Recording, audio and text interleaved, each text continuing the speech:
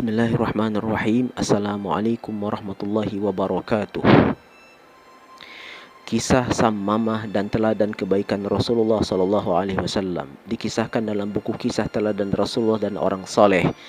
Adalah seorang pembesar karismatik dari kabilah Hunaifiyah bernama Sammamah yang berhasil ditangkap umat Islam. Sammamah ditangkap kaum muslimin karena telah banyak membunuh para pemeluk agama baru yang diajarkan Rasulullah SAW pada saat itu. Sammamah terlebih dahulu dihadapkan kepada Rasulullah SAW untuk menentukan keputusan apa yang hendak diambil. Rasulullah SAW tidak banyak berkomentar dan hanya berkata, "Perlakukan dia dengan baik." Para sahabat yang ada di sekelilingnya langsung membawa Sammamah ke lokasi penahanan. Di ruang tahanan, Sammamah sangat rakus bila makan. Sammamah bisa melahap semua jatah makanan 10 orang sekaligus tanpa merasa bersalah. Perilaku tawanan baru itu disampaikan kepada Rasulullah. Lagi-lagi Rasulullah tidak banyak memberikan komentar dan Rasulullah pergi ke bilik istrinya dan bersabda, "Hari ini aku kedatangan tamu yang doyan makan. Hidangkan padanya semua makanan yang telah kamu siapkan."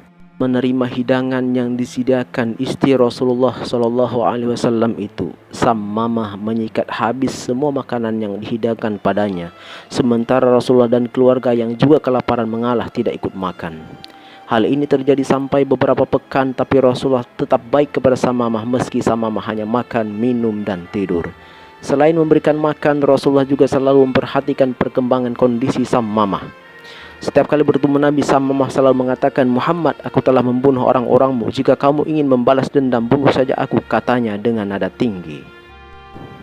Mendengar perkataan itu, Rasulullah tidak banyak bicara dan hanya menatap lawan bicaranya sambil sedikit tersenyum. Melihat sikap Nabi Muhammad seperti itu, Sammamah semakin sombong dan kembali berkata, "Namun jika kamu menginginkan tebusan, aku siap membayar sebanyak yang kamu inginkan," katanya. Seperti keadaan tadi, Rasulullah hanya mendengarkan ucapannya dan tidak mengucapkan sepatah kata pun. Beberapa hari kemudian Rasulullah membebaskan Sammamah sehingga ia bebas pergi kemana saja. Setelah melangkah beberapa jauh, Sammamah berhenti di bawah sebuah pohon. Ia selalu berpikir dan terus berpikir, memikirkan sikap Nabi Muhammad yang begitu ramah dan baik. Kemudian ia duduk di atas pasir dan masih tetap tidak percaya mengapa orang yang menawannya tidak memperlakukan dirinya dengan kasar. Padahal ia telah membunuh banyak sahabat Rasulullah. Beberapa lama memikirkan sikap Rasul yang baik, ia beranjak bangkit kembali menuju kediaman Rasulullah dan menyatakan masuk Islam. Sammamah menghabiskan beberapa hari bersama Rasulullah, kemudian pergi ke Makkah untuk mengunjungi Ka'bah. Sesampainya di sana, Sammamah menyatakan dengan suara lantang, "Allahu Akbar, Allahu Akbar, Allahu Akbar." Saat itu Makkah masih berada di bawah kekuasaan Quraisy. Orang-orang menghampirinya dan mengepungnya. Pedang sudah terayun-ayun mengintai kepala dan lehernya.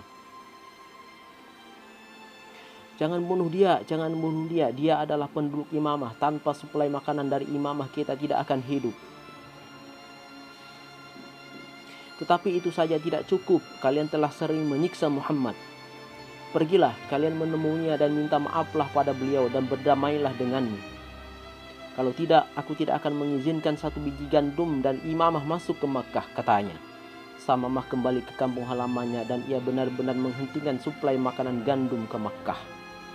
Bahaya kelaparan mengancam penduduk Makkah. Para penduduk Makkah mengajukan permohonan maaf kepada Rasulullah. "Wahai Muhammad, engkau memerintahkan agar berbuat baik kepada sanak dan tetangga. Akankah engkau membiarkan kami mati kelaparan dengan cara seperti ini?" Seketika itu pula Rasulullah menulis surat kepada Sammamah memintanya untuk mencabut larangan suplai gandum ke Makkah. Penduduk Makkah pun selamat dari bahaya kelaparan. Inilah kisah keteladanan bagaimana Rasulullah mempraktikkan ajaran Islam yang menjadi rahmah bukan hanya kepada umat muslim tetapi untuk semua umat lintas kelompok dan agama.